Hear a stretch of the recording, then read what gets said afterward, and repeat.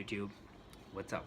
So in this video I wanted to speak to you guys a little bit about the various options that you have once you finish class 12 or are in the process of preparing for your board exams, right? There is a little information, but there's a lot more which is missing, and I'm here to fill that gap. First of all, congratulations, you made it so far, right? So now what's the next step, right? Now so guys and girls, the moment you finish class 12, first of all, take a deep breath. You know what I mean, so far the path is very linear, it's very straight. You know exactly what's the next step forward: class 8, class 9, class 10 board exams, 11s, 12s. So but now it's entirely on you, right? The onus is on you. Don't get influenced by your peers. I mean, there's always going to be that one guy or one girl who gets into this dream university or college. It's somewhere in some fancy location. That's okay, it's fine. They've probably put in a lot of hard work for that as well, right? So one thing you need to know is that it will take time.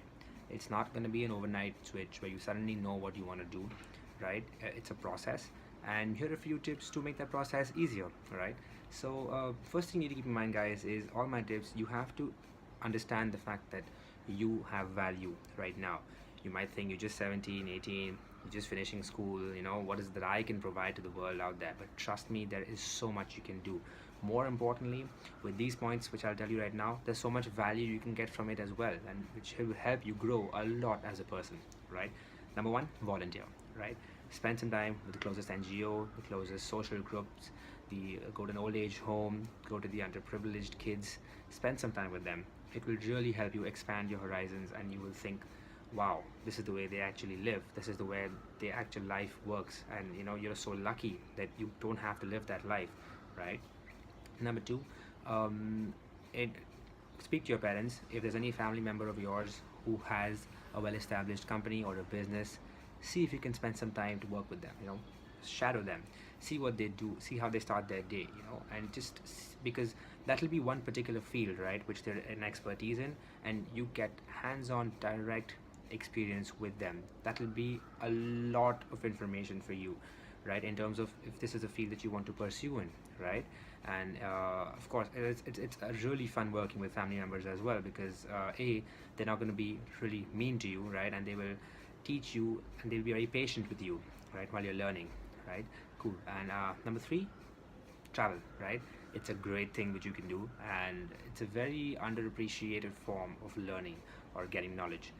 When you travel, and try traveling alone, because when you travel with friends, normally it's just enjoyment, and there's very little self-discovery. I mean, I know it sounds like, oh my god, self-discovery, but trust me, travel alone, right? Start with the city as well. Like if you're living in a city,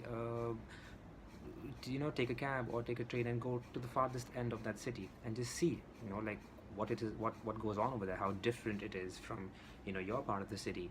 All right. And of course then go forward, and I mean, we live in a world nowadays where travel or accessibility is, it's very easy to get to places which you want to go, right? And of course, if you have someone to go with, it's always good, but try and travel alone as well, right? It will really help you figure out what you want to do, to some extent at least, right? And of course, party, right? I mean, you've made it so far, right? Enjoy, go to parties, meet new people, and just have fun in life, and you focus on your goals and your dreams and your reality, right? And I mean, yeah, so best of luck going forward, and take care.